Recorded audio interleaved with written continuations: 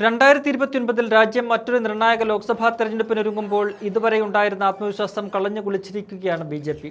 Cockroach എന്ന പേരിൽ അറിയപ്പെടുന്ന യുവാക്കളുടെ കൂട്ടായ്മയിലേക്ക് ഈ രാജ്യത്തെ ജൻസികൾ ഒഴുകിയെത്തിക്കഴിഞ്ഞിരിക്കുകയാണ്.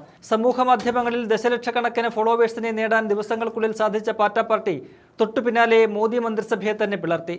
ഇതോടെ 3 വർഷങ്ങൾക്കപ്പുറം എത്തുന്ന ലോക്സഭാ തെരഞ്ഞെടുപ്പിൽ എന്തായിരിക്കും ഭാവി എന്ന ചിന്ത ബി.ജെ.പിയെ അലട്ടുന്നുണ്ട്. കഴിഞ്ഞ 10 വർഷമായി ബി.ജെ.പി. കെട്ടിപ്പടുത്ത ഡിജിറ്റൽ ആധിപത്യത്തെയും കോടിക്കണക്കിന് രൂപയുടെ IT സെൽ വ്യവസ്ഥയെയുമാണ് CJP പൊളിച്ചടുക്കുന്നത്.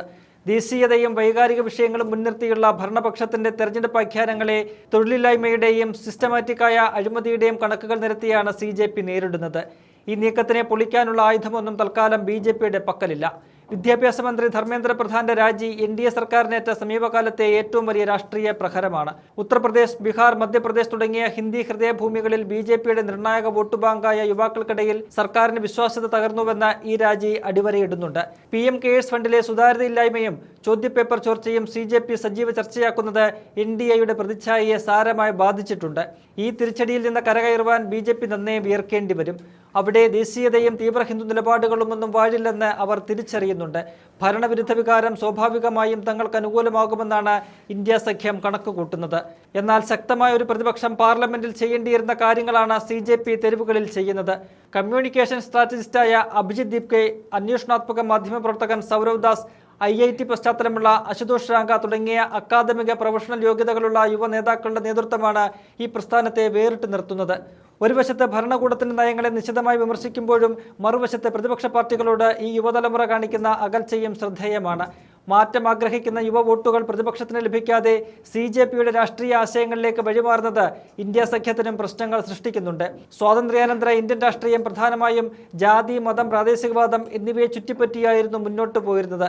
എന്നാൽ CJP പ്രതിനിധീകരിക്കുന്നത് ഇതിൽ നിന്ന് മാറിയുള്ള നീക്കുപോക്കിനെയാണ്. നീറ്റ് പരീക്ഷാ ക്രമക്കേടിലെ ഇരകളായ വിദ്യാർത്ഥികളുടെ കുടുംബങ്ങൾക്ക് 1 കോടി രൂപ നഷ്ടപരിഹാരം ഉറപ്പാക്കാനും വിദ്യാർത്ഥികൾക്കെതിരായ കേസുകൾ പിൻവലിക്കാനും സർക്കാരിനെ നിർബന്ധിതരാക്കിയ അവരുടെ ഇടപെടൽ യുവാക്കൾക്കിടയിൽ വലിയ സ്വീകാര്യതയാണ് നേടിയത്. ജാതിമത സമവാക്യങ്ങൾക്കതീതമായി വോട്ട് ചെയ്യുന്ന ഒരു കൂട്ടം മിലേനിയൽ വോട്ടർമാരെ ഒരു കുടക്കീഴിൽ കൊണ്ടുവരാൻ ഈ അടിസ്ഥാന നയങ്ങൾക്ക് സാധിച്ചാൽ 2029 ബി.ജെ.പി. സർക്കാർ എന്നേക്കുമായി നിലം പതിക്കും. ഇത് മുൻകൂട്ടി കണ്ടുകൊണ്ടായിരിക്കാം പതിവ് സമരങ്ങളോട് മുഖം തിരിച്ചു നിന്ന പ്രധാനമന്ത്രി ഡിയർ ഫ്രണ്ട് എന്ന അഭിസംബോധനയുമായി കളം പിടിക്കാൻ ശ്രമിച്ചത്. 2029 പൊതു തെരഞ്ഞെടുപ്പിലേക്ക് അടുക്കുമ്പോൾ CJPയുടെ രാഷ്ട്രീയ നിലപാട് നിർണായകമാകുമെന്ന കാര്യത്തിൽ തർക്കമില്ല.